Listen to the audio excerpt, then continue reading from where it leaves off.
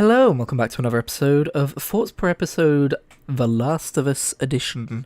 Today, we are talking about the episode, Please Hold to My Hand, which is an interesting title. I'm not quite sure what it's referring to, but this is the first episode where we really see the Joel and Ellie relationship forming, where we really see the kind of pseudo-father, pseudo-daughter bonds beginning to stir. I mean, we kind of saw a bit of it last episode, but the previous episode was very much focused on different matters. I think I'm going to keep this one pretty short, to be honest, because I don't have a huge amount to say, other than obviously the standout scene where Ellie shaves Joel. That's not something that happens. Ellie saves Joel's life by shooting someone who's strangling him to death, or crushing his windpipe, basically.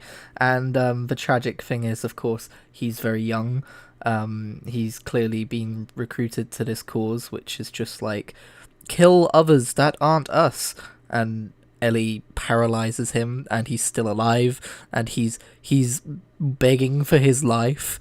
And Ellie's like, for the first time, really faced with the gravity of this world, at least that we've seen so far. Well, I guess not for the first time, but like for the first time faced with the gravity of this world in relation to a choice that she has made within it. She later tells Joel that it's not the first time that she's had to hurt someone, and at first I thought she was lying to spare Joel's feelings, because Joel was feeling very bad about having put her in that situation. But later on, towards the end of the episode, when they're going to sleep, Joel, for the first time, he asks her something about her past. He asks if she wants to talk about it, and she says she doesn't, and she rolls over and gets very serious. I'm like, oh shit, okay, she's telling the truth. Unless the reason she doesn't want to talk about it is because she's making it up, but I don't think so at this point. I also love the realistic kind of like pushing of boundaries that kid would have at that age, because at first it was no guns, and then obviously she hid a gun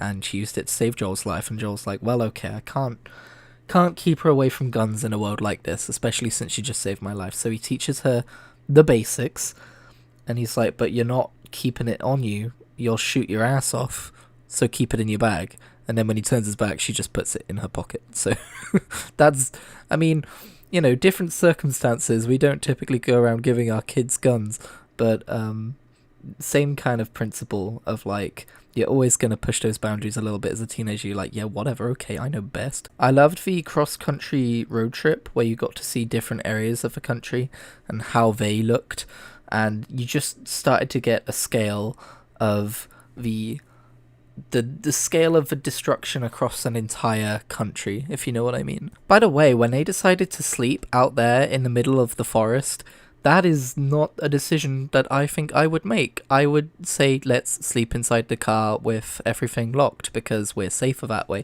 Not just from infected and other humans, but from wild animals which might still be roaming.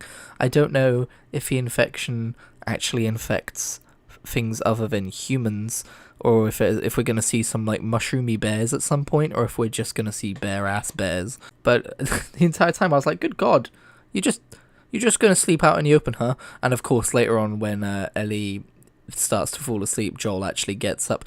I wonder, was he always going to do that, or did he become anxious after Ellie became anxious, you know? But basically Joel pulls an all-nighter standing guard over her, which is, I would say very sweet, but he still calls her cargo, although we all know that deep down he's starting to have those fatherly feelings once again. I loved the juxtaposition between... I said I wasn't going to talk about this episode much, but here I go. I love the juxtaposition between the countryside and the city. Like, the second you get to the city, the tension ramps up. And I'm talking before this neighborhood watch-ass gang of people just opened fire on them. Like, just going through the city in general, like, Joel is very clearly like, okay, well, where the hell is the highway gone? Like, we're lost. Like, you know, he's not driving slowly anymore. He's not saying, okay, we need to go over here. And then, of course, we get to see something interesting, which is a quarantine zone, which is no longer a quarantine zone. It's fully open to the world because that quarantine zone has fallen, whether because it was of infected or humans. I think we're led to believe it's because of humans, because we see I'm just going to call them the Neighborhood Watch Gang until we know their actual title. But it's an interesting second apocalypse, if you know what I mean. Like, we've seen Boston's quarantine zone and how it's like some kind of semblance of civilization, like a pocket of it in the middle of a wilderness of desolation. Oh, that's good. I should use that. But like, you get to see like, oh no, they're not safe. They can fall just like civilization did before. And I wouldn't be surprised if at some point in the future The Last of Us touches going back to Boston and then finding out that that quarantine zone has fallen because of the fight between the Fireflies and Fedra. I already talked about the shootout scene, but this is where that takes place in the episode if we're going through it bit by bit, which I didn't really plan on doing, but we're kind of now doing. I liked the subversion of expectations with Kathleen. I mean, obviously right from the start she's the one doing the interrogating, but we don't know which factions are what at this point. We don't know if she's Fedra, if she's Firefly, if she's Neighborhood Watch Gang, and we don't know if the person she's talking to has done anything particularly heinous. We get the impression not, because it seems like he's just hiding the whereabouts of someone, which doesn't seem like the biggest crime in the world. But the casting for her was really well done, because she comes across as like the kind of person who outside of this set of circumstances might be a really nice person, might just be a really friendly, like motherly type neighborhood figure who bakes people cookies, but she just whips out that pistol and kills them after a while. And you're swiftly reminded that, hey, by the way, this is the Last of Us Mushroom Kingdom infested ass place.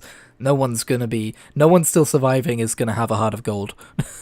You know? I don't really know what's coming, by the way. I know people are excited for this plot with Henry and this other guy whose name I don't know the name of, and that's kind of starting to unfold here, but this episode very much leaves people who aren't familiar with the story in the lurch of like, I don't know what's happening. But we do get an interesting tidbit towards the end where the floor is kind of like pulsating, and I assume it means the infected have kind of like been tunneling under the building or something. And Kathleen makes the very dubious decision of saying, we'll deal with this after we've found these two people. And it's like, yeah, that's gonna come and bite you in the ass, isn't it? And then of course we have Joel and Ellie towards the end of the episode taking refuge in a skyscraper 33 floors or something like that up. I like how honest Joel is with like, we'll go as high as I can go. I'm old, okay? And you get more Joel and Ellie conversation, and she actually makes him laugh. It was so nice to see a smile and a laugh on Joel's face, or just on Pedro Pascal's face in general, because that dude plays some serious characters. And of course, as this show likes to do, we are then thrust from a happy situation immediately into a, oh no, who are these people with guns in our faces? Things have gone wrong.